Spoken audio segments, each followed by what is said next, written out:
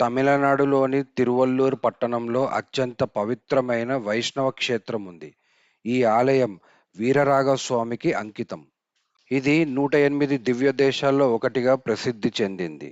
ఇక్కడ స్వామి ఆదిశేషునిపై శయనించిన భంగిమలో భక్తులకు దర్శనం ఇస్తారు. ఈ క్షేత్రానికి వెనుక ఒక అద్భుతమైన పురాణ కథ ఉంది. ఒకసారి సాలిహోత్ర మహర్షి ఈ ప్రదేశంలో ఆశ్రమం ఏర్పాటు చేసుకుని మహావిష్ణువు కోసం ఘోర తపస్సు చేశాడు. మహర్షి భక్తిని పరీక్షించడానికి ఒకరోజు విష్ణువు వృద్ధ బ్రాహ్మణుడి రూపంలో ఆయన ఆశ్రమానికి వచ్చాడు. ఆ సమయంలో మహర్షి దగ్గర ఉన్న అన్నమంతా ఒక వృద్ధ బ్రాహ్మణుడికి ఇచ్చాడు.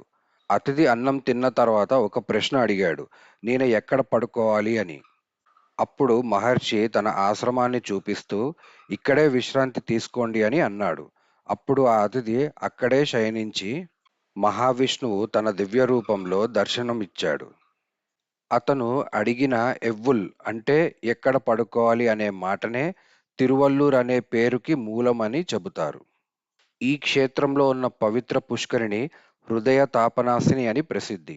ఈ తీర్థంలో స్నానం చేసి స్వామి దర్శనం పొందితే హృదయ బాధలు తగ్గుతాయని, శారీరక వ్యాధులు తొలగుతాయని భక్తుల విశ్వాసం. అందుకే తిరువల్లూరులో వీరరాఘవ స్వామి దర్శనం అత్యంత పవిత్రమైనదిగా భావిస్తారు.